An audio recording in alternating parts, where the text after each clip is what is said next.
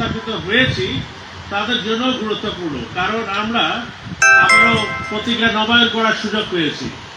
আজকে যখন একটু পরে আবারও প্রতিজ্ঞা নবায়ন করা হবে, হস্তাক্ষরের প্রতিজ্ঞা করানো হবে, তখন আমরা যারা হস্তাপিত হয়েছি আমরা স্মরণ করতে পারি যে কি প্রতিজ্ঞা আমরা করেছিলাম আর দেখতে পারি কি ভঙ্গ করেছি। তাহলে সুযোগ আছে আজকে যে ঈশ্বরের সাথে সেই প্রতিজ্ঞাকে আরেকটিবার নবায়ন করে নেওয়া। আর যারা হস্তাক্ষর নেয়নি, যদি কেউ থেকে থাকে, তাহলে তাদের জন্য সুযোগ হস্তাক্ষরটা কি, কেন, আজকে আরেকবার তারা বুঝতে পারবে এবং নিশ্চয়ই সামনের দিনে তারা সিদ্ধান্ত নিতে পারবে যে কি হস্তাক্ষর তারা দেবে কিনা বা প্রভুকে তারা গ্রহণ করবেন কিনা। আমি গতকালকে আমাদের ছেলে মেয়েদের সাথে বসেছিলাম এবং তাদেরকে এই হস্তাক্ষরের বিষয়ে বলেছি এবং বিশ্বাস করি যে তারা বিশ্বাস করে এর অর্থ এবং তারা বিশ্বাসে প্রভু যীশু খ্রিস্টকে নিজের ত্রাণকর্তা বলে গ্রহণ করতে প্রস্তুত। আমি বলেছিলাম যদি এটা হস্তাক্ষর হচ্ছে একটা পবিত্র সাক্রামেন্ট, পবিত্র অনুষ্ঠান, যদি বিশ্বাস না থাকে, যদি অন্তর থেকে না হয়, তাহলে এবছর না নিয়ে পরেও নিতে পারবে। জানি না সেই জন্য কি দুই একজন আসেনি নাকি বুঝলাম না। আচ্ছা, প্রেজ দ্য লর্ড, সবাই চলে আসছে, তাহলে ভালো। তা আমি ভেবেছিলাম যে কেউ কেউ বাদ দিতে পারে যে ঠিক আছে বিশপটা বলছে যদি অন্তর থেকে না হয় তাহলে পরে সুযোগ আছে। তো ধন্যবাদ দিই তোমাদেরকে যে তোমরা সকলে অন্তর থেকেই এসেছো, কারণ প্রভু অন্তর যেমন ঈশ্বর তিনি আমাদের অন্তরকে দেখেন। তাই যদি আমরা অভিনয় করি সেটা তিনি দেখেন, আর যদি অন্তর থেকে করি প্রভু সেটাকে একটু ভালোবাসে। হস্তাক্ষর কি এই বিষয়ে আমাদের ছেলেমেয়েরা কয়েকবার ধরে ধ্যান করেছে, কেউ হয়তো একটু কম সময় ধ্যান করেছে, কিন্তু প্রথম যে বিষয় হস্তাক্ষর সেটা হচ্ছে যে নিজের বিশ্বাসকে সচেতনভাবে গ্রহণ এবং ঘোষণা করা। সচেতনভাবে জেনে শুনে বুঝে তারপরে এই বিশ্বাসকে গ্রহণ এবং সেটাকে ঘোষণা করা। যে বিশ্বাস আমাদের বাবা মায়েরা এতদিন ধারণ করে রেখেছিলেন এবং আমাদেরকে সেই বিশ্বাসে লালন পালন করেছে, সেই বিশ্বাস নিয়ে তারা আমাদেরকে বড় করে তুলেছে। এটা শুধু বিশ্বাসের ব্যাপার না, প্রত্যেকের পরিবারে কিছু না কিছু থাকে আদর্শ, না বাবা মা চায় যে ছেলে মেয়েরা সেই আদর্শগুলোকে ধরে রাখে। অনেক সুন্দর সুন্দর আদর্শ প্রত্যেকটা পরিবারেই আছে এবং বাবা মারা চায় যে ছেলে মেয়েরা সেই আদর্শ নিয়েই যেন বড় হয়ে ওঠে এবং এই আদর্শ থেকে যেন সরে না যায়। এবং নিশ্চয়ই যারা ছেলে মেয়েরা আছে তোমরা বুঝতে পারছো কি বলছি না, তোমাদের বাবা মা তোমাদেরকে শিক্ষা দিয়েছেন, শুধু লেখাপড়া না, কিন্তু সাথে সাথে আরো অনেক কিছু শিখিয়েছে যেটা তাদের পরিবারের সাথে সম্পৃক্ত এবং সেটাকে তারা ধরে রাখতে বলেছে তোমাদেরকে। এবং তোমরাও চেষ্টা করছো বড় হয়ে ওঠার সাথে সাথে সেটাকে ধরে রেখে লালন পালন করে আরো অন্যের কাছে তা তুলে ধরতে। এই জন্য সহজেই বোঝা যায় তোমাদেরকে দেখলে যে তোমরা কার সন্তান। একটা তো দেখা যায়, চেহারা দেখলে বোঝা যায় না যে কার ছেলে বা মেয়ে। একটা আছে কথায় বোঝা যায়, কথাবার্তা বোঝা যায় যে কার ছেলে মেয়ে হতে পারে। ঠিক তেমনি ভাবে বিশ্বাস একটা বড় বিষয়। আমি কাকে বিশ্বাস করছি, কার উপরে আমি নির্ভর করছি, কিভাবে জীবন যাপন করছি, তার মধ্য দিয়ে তা প্রকাশ পায়। আমি যদি ঈশ্বরকে বিশ্বাস করি তাহলে আমার মধ্যে ঈশ্বর ভীরুতা প্রকাশ পাবে। শুধু ঈশ্বর ভীরুতা না, কিন্তু কথা কাজ দেখলে মানুষটা বলতে পারবে যে এরা সৃষ্টিকর্তায় বিশ্বাস করে, কারণ তখন তাদের কাজ, চিন্তা, কথা এগুলো জাগতিক হয় না। জগতে থাকে কিন্তু জাগতিক হয় না। জগতের থেকে জগতের মধ্য দিয়েই চলে, কিন্তু যেন সৃষ্টিকর্তার ইচ্ছায় তারা জীবন যাপন করে। এটাকে প্রেরিত পৌল ব্যাখ্যা দিয়েছেন পুনরুত্থিত জীবন যাপন করার মধ্যে। পুনরুত্থিত জীবন যাপন করা তুলনা করেছেন প্রেরিত পৌল। অর্থাৎ যখন আমাদের বাপ্তিস্ম হয় তখন আমরা বিশ্বাস করি বা ঘোষণা করি যে আমরা পাপে মৃত।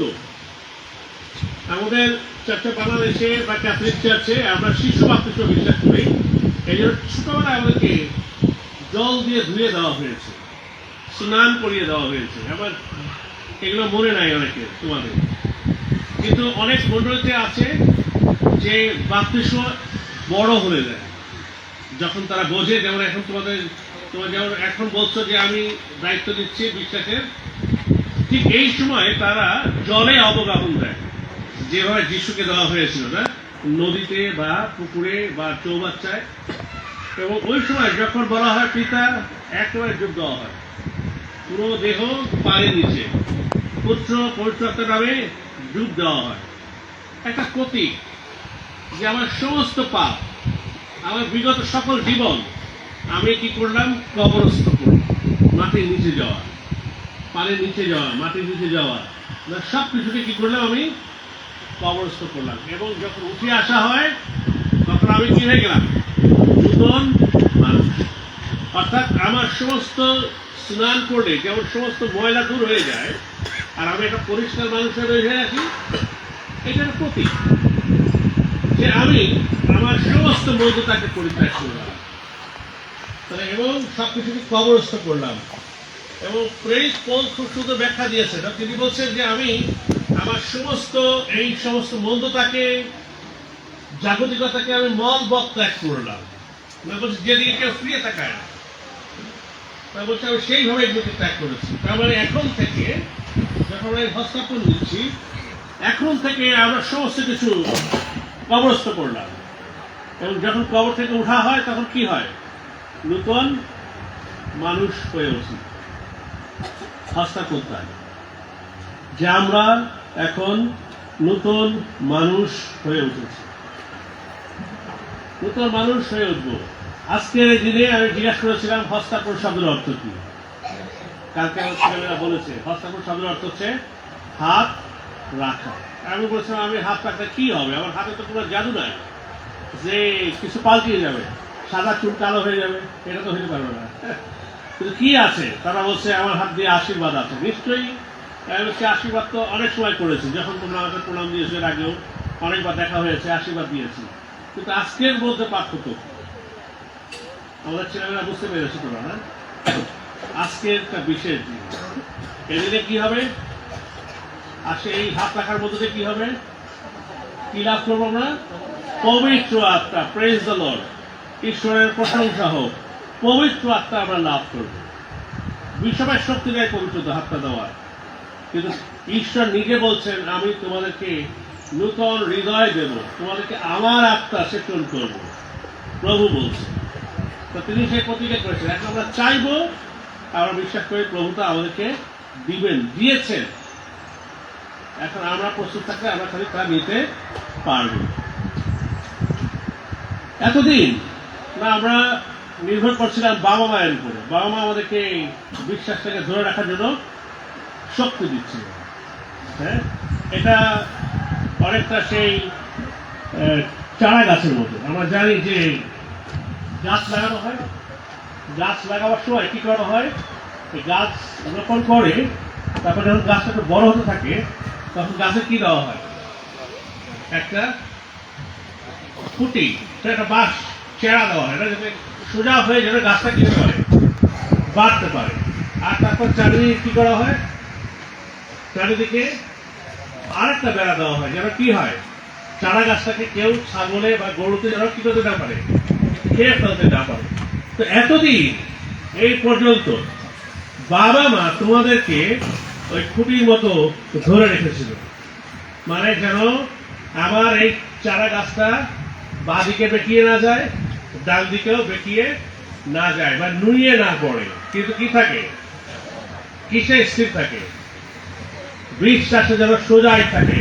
বিশ্বাসে যেন কি করে, কোথায় ওঠে, উপর দিকে উঠে, যেন নিচে লতিয়ে না পড়ে, নিচে গড়াগড়ি যাতে না। বিশ্বাসে যেন কি করতে পারে, সে উপরে উঠতে পারে। আর আমরা খুব খুশি আছি যে তোমরা নিজেরা বলছো যে আমি বিশ্বাস করি।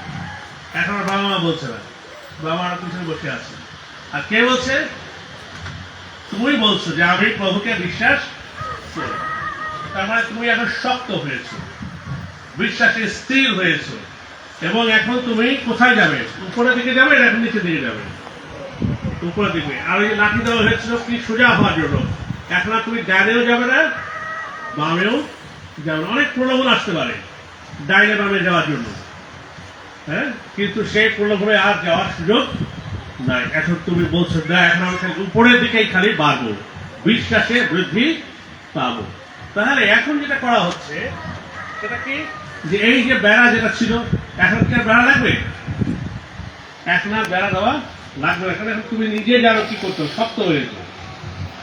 আর আমরা যারা আছি এখানে, বাবা মা এবং মন্ডলী, আমরা এখন অপেক্ষা করছি এই গাছে এখন কি আসবে,